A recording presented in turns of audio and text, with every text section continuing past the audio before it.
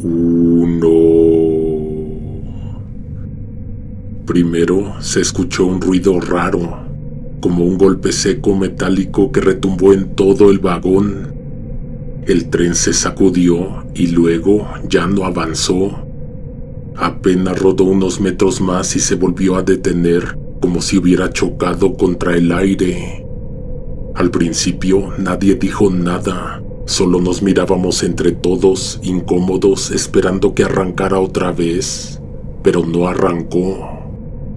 Muchos guardaron los celulares y volvieron la mirada al mundo físico, al vagón, a los rostros sudados de los desconocidos, a ese silencio incómodo que empezaba a llenarse de miedo.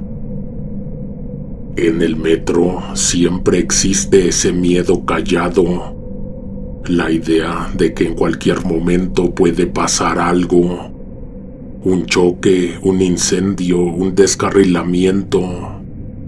Ya han ocurrido muchas cosas ahí abajo, demasiados accidentes fatales como para que uno viaje tranquilo.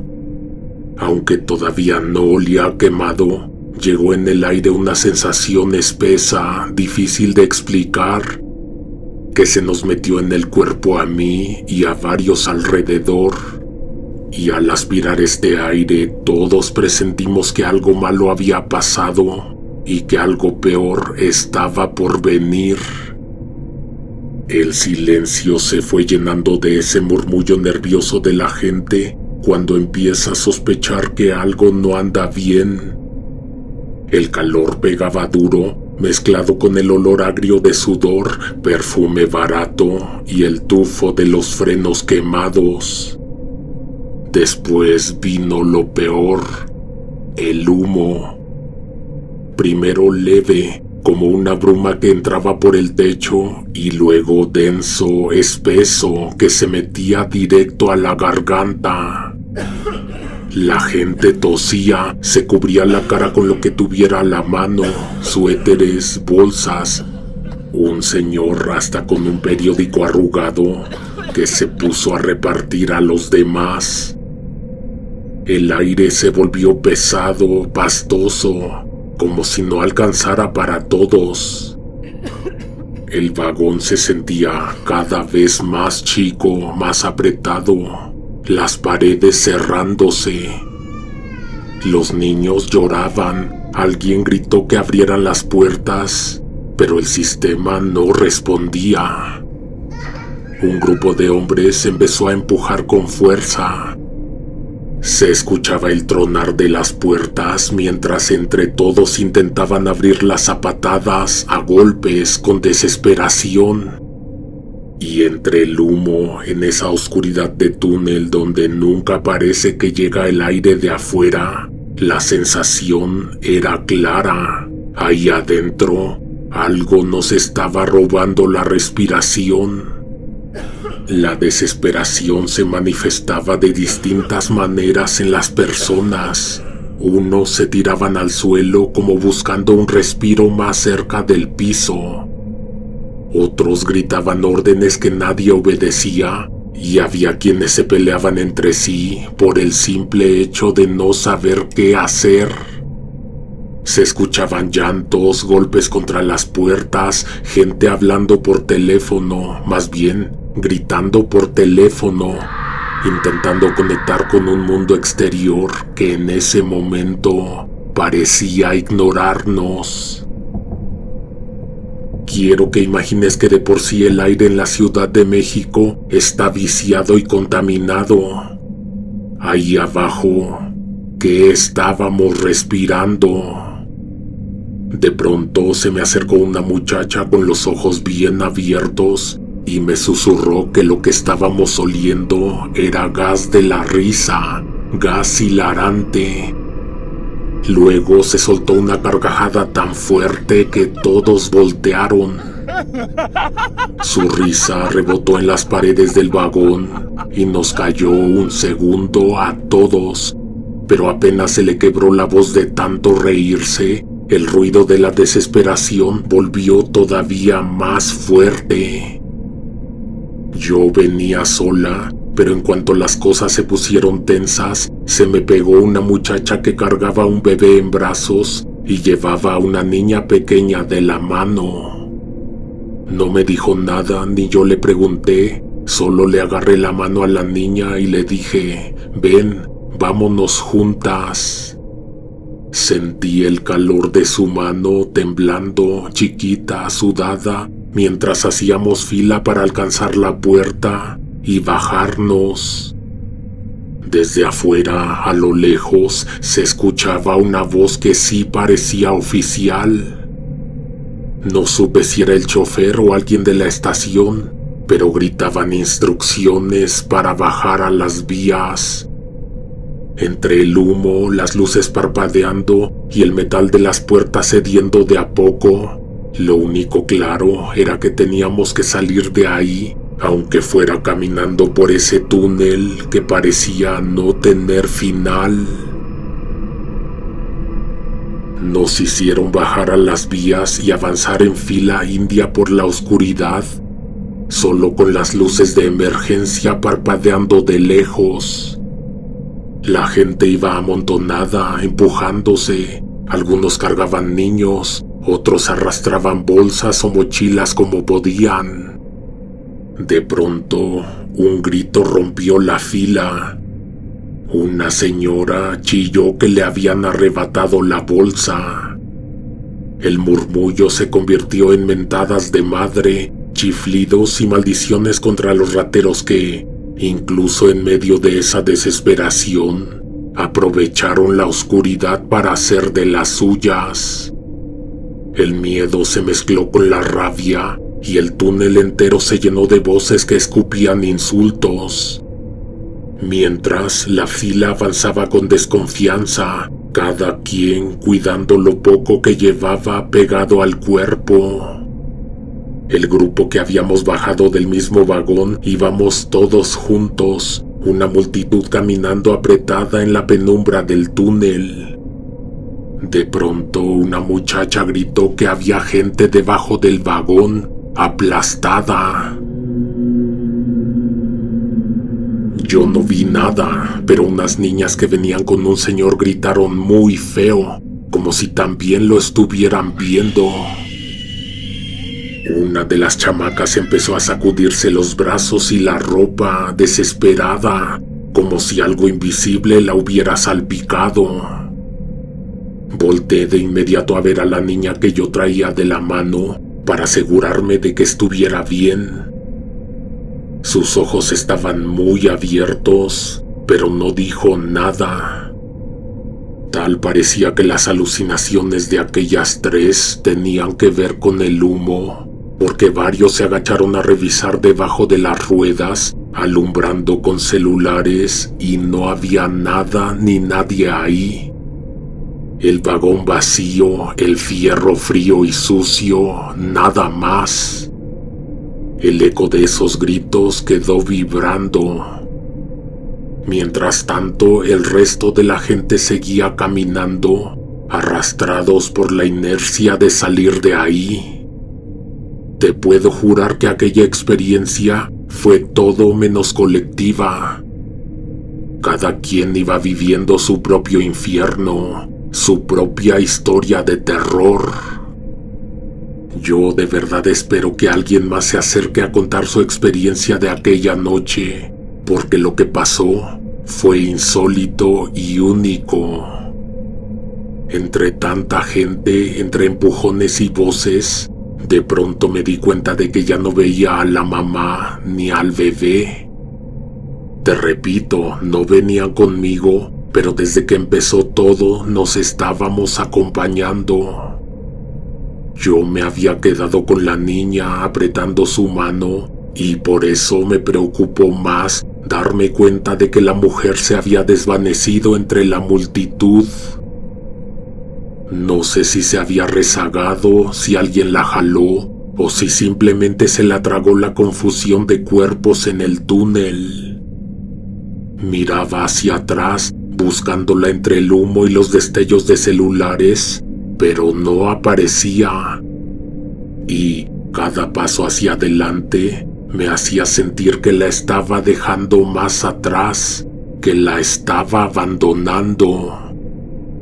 La niña, su hija, empezó a ponerse inquieta cuando notó que nos detuvimos a esperarla. Primero me apretaba más fuerte la mano, mirando hacia todos lados, y luego se le quebró la voz. Terminó llorando, gritando que quería a su mamá, jalándome con desesperación hacia atrás. Yo trataba de tranquilizarla, diciéndole que la íbamos a encontrar, pero con cada segundo que pasaba y la mujer no aparecía entre la multitud, el llanto de la niña se hacía más fuerte, más desgarrador, como si en el fondo supiera que algo no estaba bien. Me regresé, jalando a la niña que lloraba y gritaba que quería ir con su madre. Entre la multitud, una señora se detuvo frente a nosotras, acompañada de dos muchachas grandotas. Me preguntaron que quién era la mamá de la niña. Yo les dije que no sabía, que venía conmigo porque la señora se había quedado atrás. Una de ellas me miró fijo y preguntó algo que yo misma había hecho obvio. «¿O sea que tú no eres su mamá?» «No», les contesté, nerviosa. Entonces me soltó la otra, levantando la ceja, como esperando una explicación que no tenía. La niña lloraba más fuerte, jalándose de mi mano, hasta que se me zafó. Corrió hacia atrás y una de las grandotas fue tras de ella, como si de pronto hubieran decidido que ya era responsabilidad suya.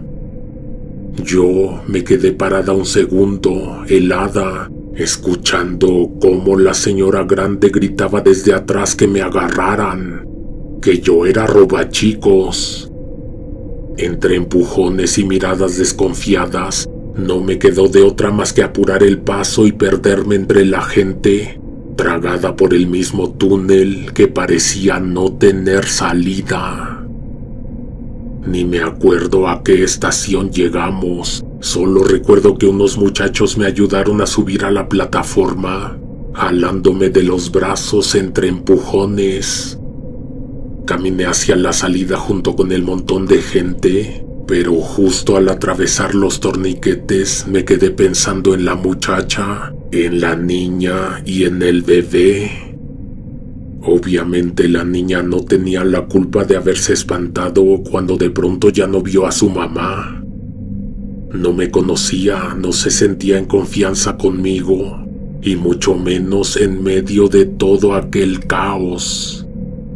Me quedé en la salida, a pesar de que más de una vez me dijeron que desalojara la zona.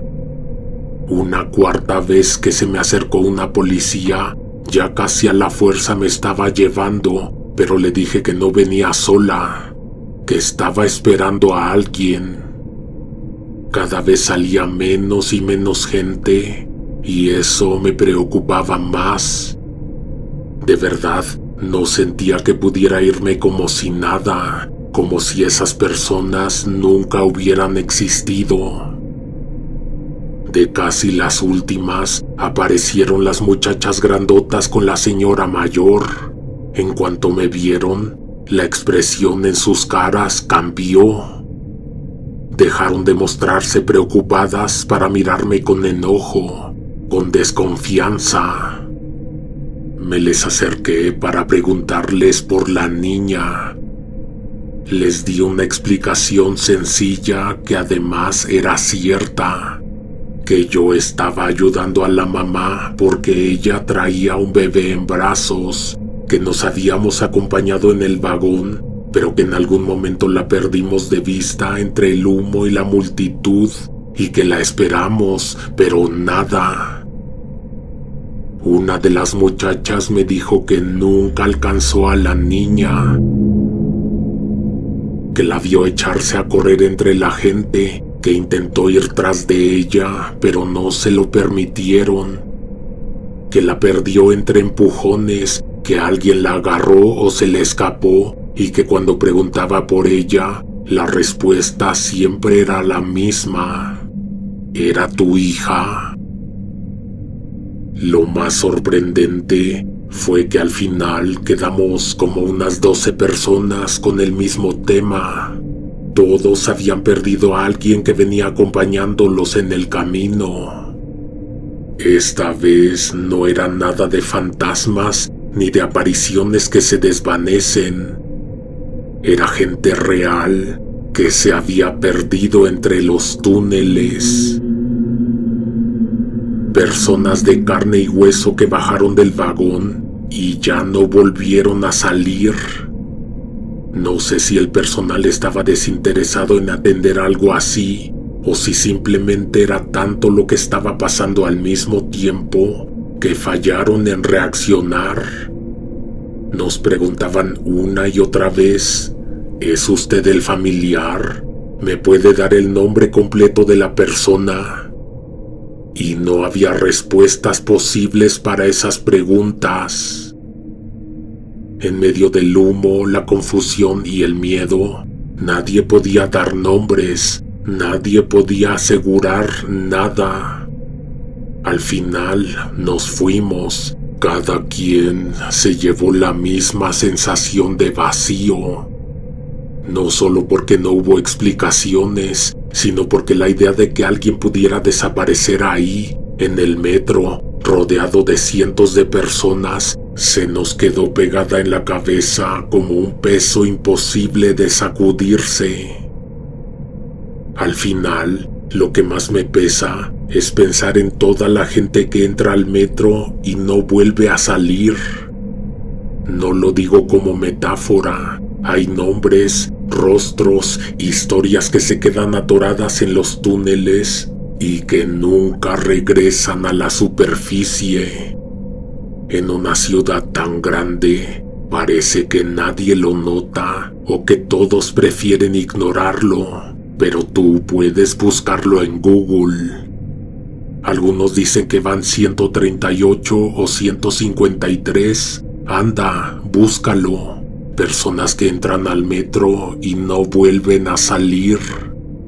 El conteo de cuerpos que suben y bajan nunca cuadra, y aún así los trenes siguen corriendo, como si se tragaran vidas de manera rutinaria.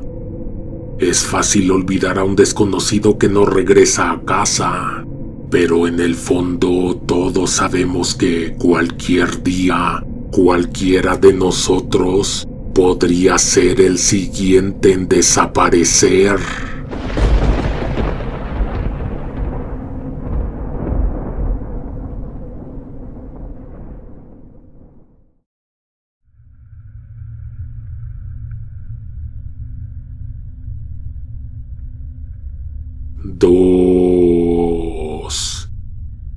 En cuarto o quinto semestre tuve una materia muy aburrida. No era el tema, era el maestro. Él la hacía aburrida y para colmo era la última clase del día. Salíamos sin energía, con los ojos hinchados de sueño y caminando despacio.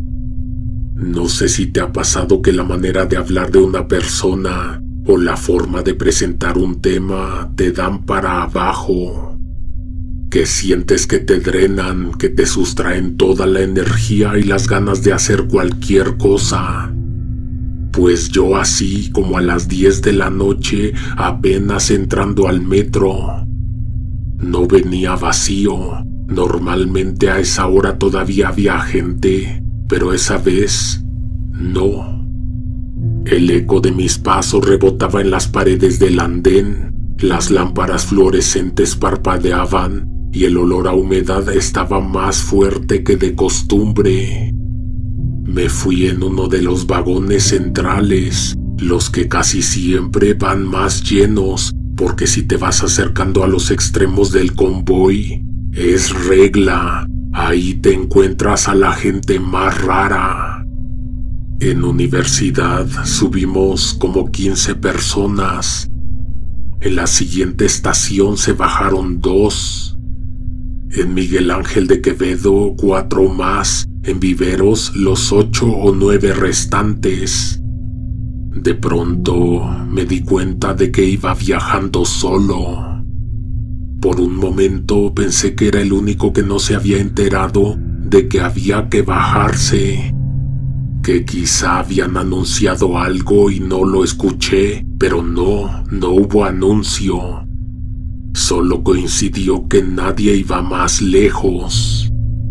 Miré hacia atrás porque, de verdad, las 10 de la noche y ya nadie en el metro. Imposible. Entonces lo vi. Había un globo de helio pegado al techo, justo a la mitad del vagón. Lo raro fue que, en cuanto lo noté, sentí como si el globo también me hubiera notado a mí. Bajó un poco como si perdiera flotación y se detuvo a la altura exacta del rostro de una persona invisible.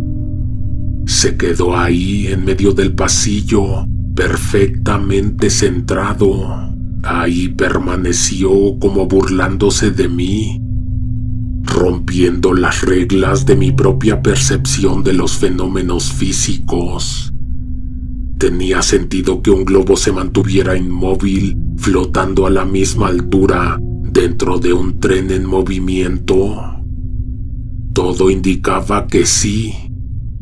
En Coyoacán no subió una persona, subió otro globo rojo, del mismo tamaño y con el mismo tipo de hilo que el azul, ese que parecía estar esperando a que yo me moviera para moverse.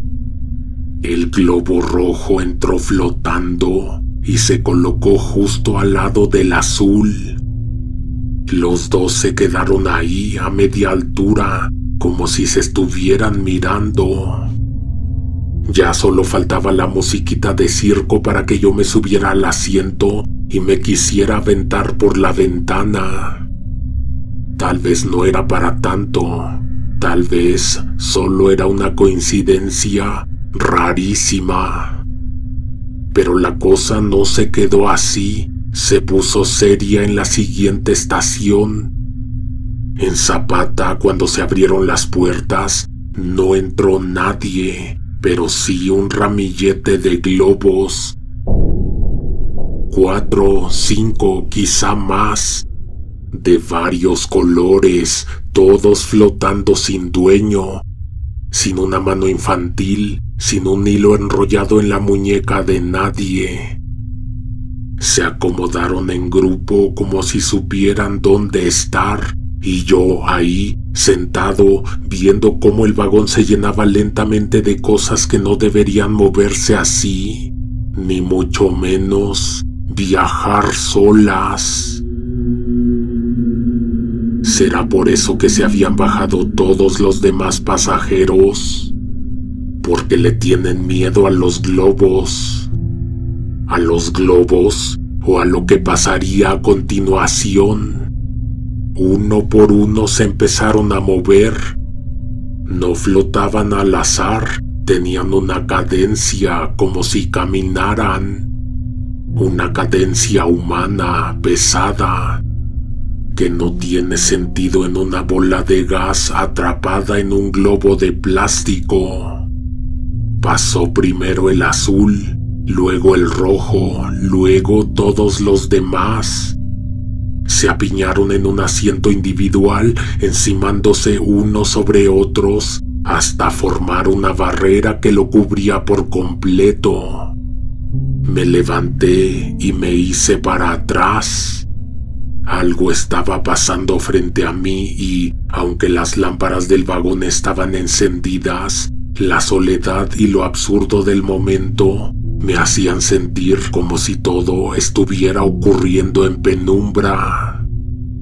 No había explicación racional, me dio miedo de verdad. Me fui de espaldas cuando, entre los globos, se asomó una cara. La cara estaba maquillada pero no como en una fiesta infantil. La pintura blanca estaba cuarteada, como yeso viejo a punto de desprenderse.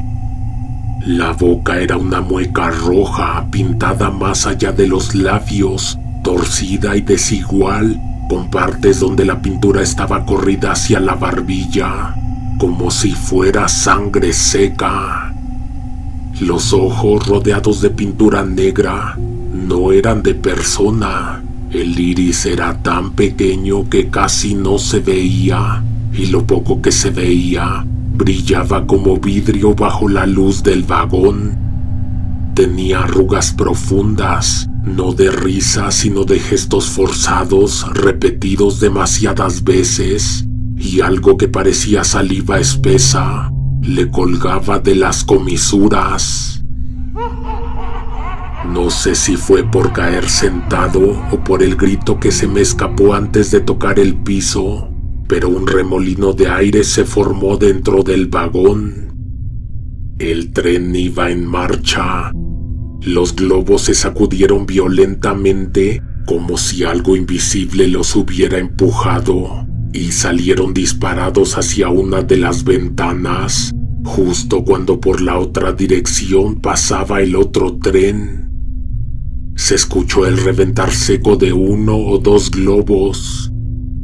Me estaba levantando cuando vi salir al último.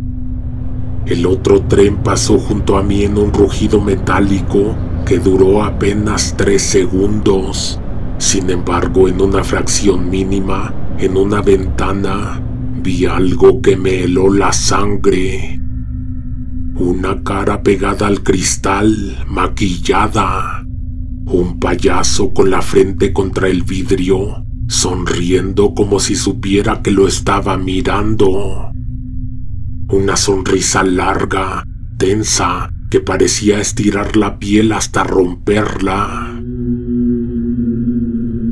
Me bajé en la siguiente estación. Otras personas bajaron de otros vagones y por un momento pensé que al acercarme a ellas iba a encontrar miradas de complicidad, alguna reacción que me confirmara que no era el único que había visto los globos.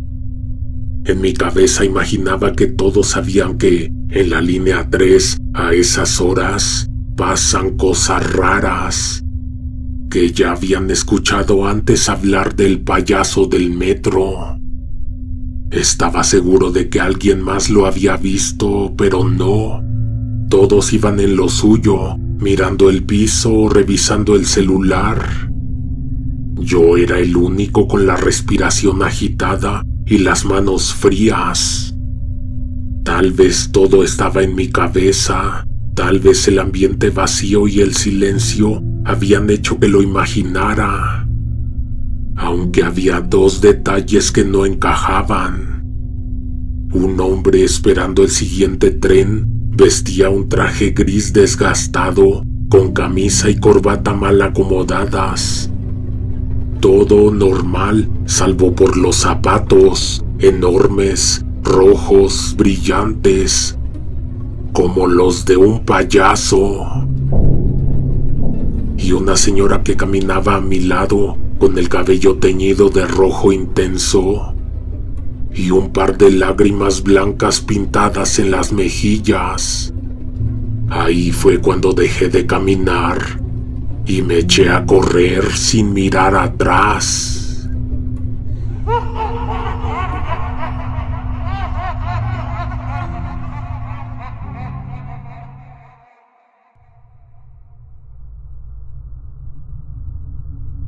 Tres. Me asusta lo rápido que mueren las noticias, a menos que sea un choque muy aparatoso o el colapso de unas vías. Todo lo demás se pierde, se olvida o se oculta a propósito. En 2010 pasó algo muy extraño. Salió en la tele, entrevistaron al señor, pero no sé por qué no contó la verdad. A lo mejor le quiso sacar dinero al gobierno porque dijo que una de las puertas del metro le arrancó los dedos. pero yo estaba ahí. No fue la puerta. No recuerdo si entramos juntos en Ciudad Azteca o en la siguiente estación. El caso es que viajó en el mismo lugar más de 6 estaciones y no era tan tarde, pero la línea estaba muy tranquila. Me acuerdo que hasta me pregunté por qué ese señor no se iba a otro asiento si todo el tren estaba vacío. La que se cambió fui yo, no porque me diera mala espina, sino porque no había necesidad de estar tan juntos. Aún así, me quedé en un sitio desde donde podía sentir su mirada. Seguro pensó que me moví por desconfianza. En la siguiente estación, creo que a Romero Rubio, se subió un sujeto alto. Entró por el otro extremo y aunque allá no había nadie, empezó a recitar unas líneas que se notaba que se sabía de memoria. Era de esos que te dan un papelito con un mensaje, a veces con un par de estampitas o un chocolate. Te lo entregan aunque no lo quieras y luego regresan esperando que les des dinero a cambio. Yo tuve una mala experiencia con un tipo que, cuando nadie le compró su chocolate, se puso a saltar, así que cuando vi que este venía, metí la mano en la bolsa y saqué una moneda de a 5. Le dejó un papelito al señor y luego se acercó para dejarme uno a mí. Procuro no describir a detalle el cuerpo de las personas, pero con este había algo que me obligaba a hacerlo. Me provocó un escalofrío instantáneo. Era muy alto, más que cualquiera que haya visto en el metro, y tan delgado que la ropa le colgaba como si estuviera sobre un perchero. Los dedos eran larguísimos, huesudos, las uñas amarillentas como si nunca las cortara. Su piel estaba pálida, casi grisácea, con un brillo grasoso que me recordó a la carne cruda. No tenía el color ni el grosor de alguien que se asolea o que vive una vida normal. Parecía más bien un cuerpo que no ha visto la luz del sol en años. Las mejillas hundidas, los labios finos y resecos, y los dientes. No sabría decir si estaban sucios o manchados de otra cosa, pero no eran blancos, ni siquiera amarillos. Estuve a punto de recibirle el volante, pero en lugar de eso le extendí la moneda, lo miré a los ojos y dije, «Gracias». ¿Gracias de qué? No lo sé, tal vez de no hacerme daño. Y es que en el momento en que me miró, sentí que no me observaba una persona, sino algo, como si sus ojos fueran de vidrio y detrás de ellos hubiera otra cosa distinta, fría. Cuando regresó con el único otro pasajero del vagón, este reaccionó distinto a mí. Aventó el papelito con el dedo como despreciándolo para que el hombre alto lo recogiera del piso. El sujeto se agachó un poco para ver mejor al pasajero, luego de mostrar que ni siquiera podía mantenerse completamente erguido dentro del vagón. Con una voz grave, lenta, que me puso los pelos de punta, le dijo, «Dámelo en la mano». El pasajero refunfuñó, pero igual se agachó para levantarlo. Al momento de entregárselo, el papel se le quedó pegado en los dedos como si fuera cinta adhesiva y se rompió al separarse. Se hizo un silencio raro. El aire se sentía más pesado y yo, sentada a unos metros, solo podía pensar en que algo estaba mal y que lo peor todavía no pasaba. El hombre alto, sin previo aviso, le tomó la mano al pasajero. No fue un movimiento lento. Lo jaló con una fuerza y una violencia que me hicieron saltar del asiento. En unos segundos se llevó la mano del pasajero a la boca y, con una dentellada seca y brutal, le arrancó 3 dedos. El sonido fue lo peor. No solo el chasquido de hueso y carne, sino el gruñido que hizo al morder, como si estuviera desgarrando algo que llevaba tiempo esperando comer. El pasajero gritó, pero no como uno se imagina.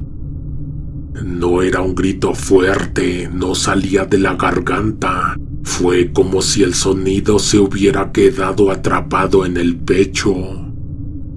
Sus ojos, abiertos al máximo, decían todo, gritaban por él. El hombre alto se echó a reír. No una carcajada normal, sino una risa hueca, entrecortada, que parecía no tener fin. Corrió hasta el inicio del vagón, doblado por su altura, y cuando el tren se detuvo, justo al llegar a la estación, salió en cuanto las puertas se abrieron, como si nada. El herido estaba pálido, tambaleándose. La sangre le salía a chorros, golpeando el piso y salpicando el asiento. Yo me levanté, corrí hasta la palanca de emergencia y la jalé. No me quise quedar a ver más. Me fui antes de que el olor a sangre y la imagen de sus dedos ausentes me provocaran un desmayo. Metros adelante me empezó a dar miedo que mi reacción, salir corriendo, jalar la palanca y largarme, pareciera que yo había tenido algo que ver. Llegué a casa todavía con las manos frías y el corazón acelerado. No estaba ni mi mamá ni mi hermano. Como a las 11 llegaron. Venían platicando desde la calle y cuando entraron me preguntaron: ¿viste en la tele lo del tipo que perdió los dedos? Les dije que sí, que yo vi al tipo que se los arrancó. Mi hermano y mi mamá se me quedaron viendo raro. ¿No fue una puerta?, preguntó mi mamá. Al día siguiente, en las noticias, la versión oficial era que la puerta lo había atrapado y le había cercenado los dedos. Años después me costó trabajo encontrar la nota original, pero sí estaba. Ahora, si la buscas, salen cientos de casos recientes porque, al parecer, es algo que pasa muy seguido con las puertas del metro. En ese entonces, cuando vi la nota publicada, me encontré con un detalle que me heló la sangre. Algo que probablemente solo yo podría notar.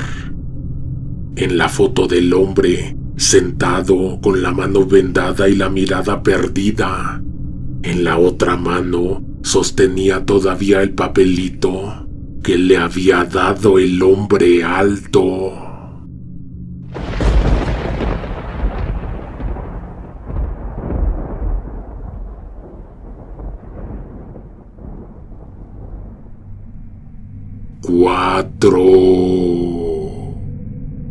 De por sí los perros me dan mucho miedo. Se me quedó desde que tenía 12 años. Venía en patines del parque y un perro me salió de la nada y me mordió. Desde entonces, aunque no ladren, aunque estén tranquilos, yo los veo y me siento en peligro. ¿Y qué tiene que ver esto con la historia? Después lo sabrás. Un día iba en el metro viajando en la línea rosa. Subí en Insurgentes. Me había quedado de ver con una amiga para desayunar, aunque terminamos en un café de la zona rosa, alargando la plática hasta la tarde. Me regresé a casa como a las 5 antes de que nos agarrara la lluvia. Ella se fue en el metrobús y yo me subí al metro. Había muchísima gente en la calle y los trenes venían llenos, así que decidí hacer lo que a veces hago para ir más cómoda. Me fui hasta la terminal a Observatorio para de ahí irme sentada hasta Pantitlán. Ese fue el error más grande que he cometido en mi vida. Sí, conseguí irme sentada, pero me tocó junto a un señor que se veía raro, muy raro. Olía fuerte, no solo a sudor, sino a algo más rancio, como mezcla de humedad y algo podrido. Traía una bolsa negra grande que parecía muy pesada. Además de que estorbaba en el asiento, también desprendía un olor desagradable, pero distinto al del señor. En 4 estaciones se llenó. Claro, era quincena. Todos habíamos salido, todos queríamos regresar antes de que cayera la lluvia. No recuerdo si fue en Cuauhtémoc o en Valderas, pero el tren se detuvo y ahí nos quedamos unos 5 minutos sin que se abrieran las puertas. La gente que quería bajar empezó a forcejear con el mecanismo, pero afuera, en el andén, había policías que lo impidieron. Decían que había un problema afuera, pero no, el problema estaba adentro, en el vagón.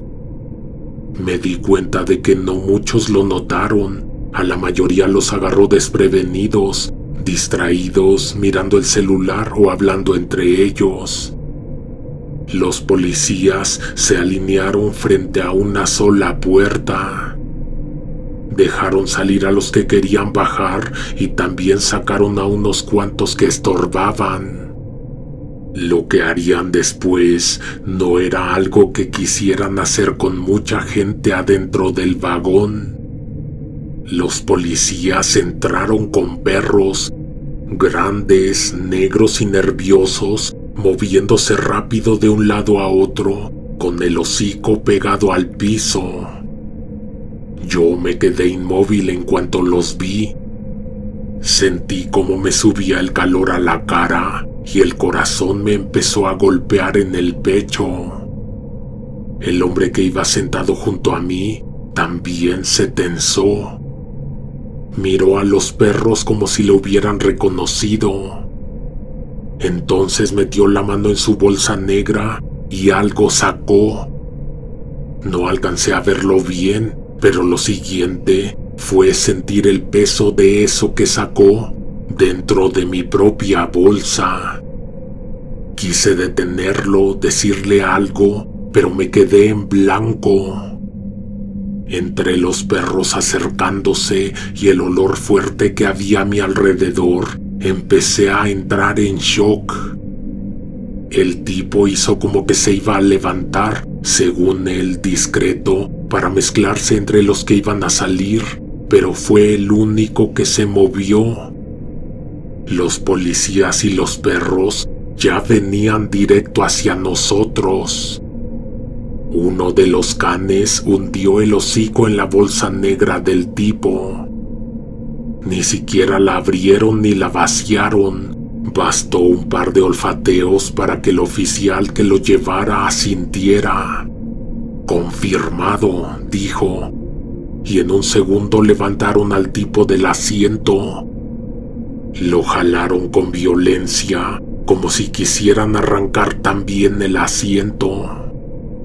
Las demás puertas del vagón se abrieron de golpe. Al tipo lo sacaron, lo empujaron contra la puerta del andén.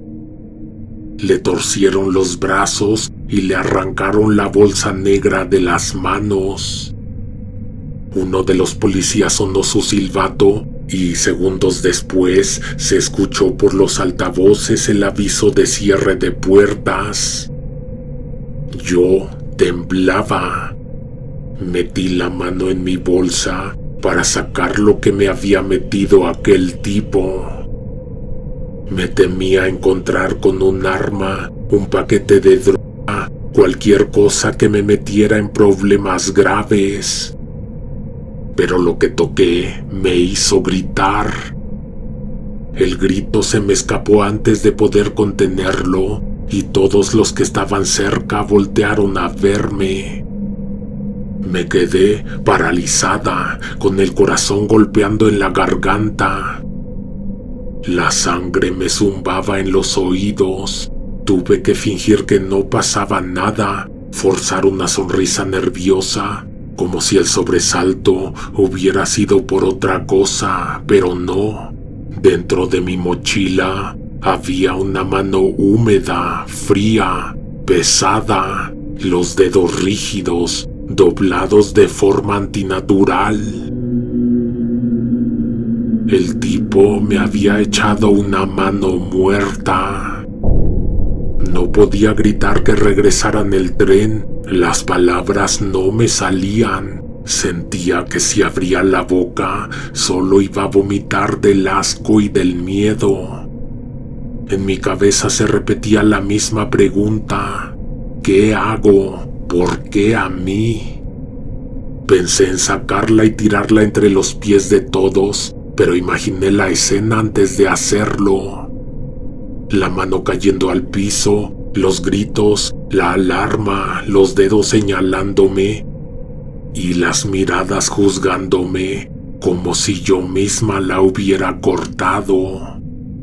Así que tragué saliva, apreté la bolsa contra mí y recé para que en la siguiente estación no entraran más policías con perros y que nadie me descubriera antes de poder deshacerme de eso. Me fui con temblor en las piernas y la boca seca hasta Pantitlán. En el transbordo, todo el tiempo me fui sin aliento, con la bolsa apretada contra el pecho. Pensaba si podía aventar la mano hacia la avenida, en algún hueco entre las uniones del pasillo, pero no me atreví. Tampoco podía llegar con eso a mi casa. Cada que veía a un policía, sentía que ya me había llegado mi hora. Y eso que yo no tenía nada que ver con lo que me habían echado, pero la presión y la paranoia me tenían bloqueada, incapaz de buscar una salida fácil o correcta. Seguí así hasta Metro Guelatao. Subí rápido a la plataforma, corrí por el puente y bajé a toda velocidad las escaleras hacia la avenida. Como a unas 6 calles de mi casa, ahí donde vi que no había ni gente, ni patrullas, ni nadie mirando, saqué la mano de la bolsa y la aventé a una jardinera. No me fijé que había unos perros cerca. El golpe seco de la mano muerta contra la tierra los alertó. En segundos, los perros fueron a ver qué había caído. La encontraron casi al mismo tiempo que yo me alejaba. Di un trago amargo. La hubiera enterrado, pensé. Los perros empezaron a gruñirse, peleándose por la mano como si fuera un hueso. La jalaban, la mordían, tratando de arrebatársela uno al otro. De la casa de enfrente salió una mujer. Dio un grito horrible, seco, que me atravesó la espalda. Me eché a correr sintiendo que me miraban desde las ventanas, que me seguían, que alguien ya estaba saliendo a la calle tras de mí. Entré a mi casa sin aliento e inmediatamente lo que mi mamá me preguntó fue: ¿qué tienes? Quise contarle, pero la garganta no me dio y las palabras simplemente no salieron. Al final sí le conté. Me escuchó seria sin interrumpirme y en cuanto terminé tomó la bolsa con cuidado, casi sin querer tocarla, como si lo que había dentro pudiera morderla. Restos humanos, La voy a tener que tirar, me dijo. Ve a lavarte las manos, o mejor, métete a bañar. Yo apenas di 2 pasos hacia el baño cuando escuché que mi madre pegó un grito. ¡Otra!, gritó. Regresé y vi que dentro de la bolsa todavía había otra mano igual de fría, igual de rígida, pero esta tenía las uñas más largas y la piel más oscura. No me dijo qué hizo con ella. En la casa no había dónde enterrarla, ni cómo deshacerse de algo así sin llamar la atención. Creo que se subió a la azotea y la aventó hacia cualquier dirección. Nunca pregunté más, pero desde esa noche, cuando escucho perros ladrando desesperados a lo lejos, me viene la imagen de esas manos y pienso que quizás todavía hay alguien buscándolas.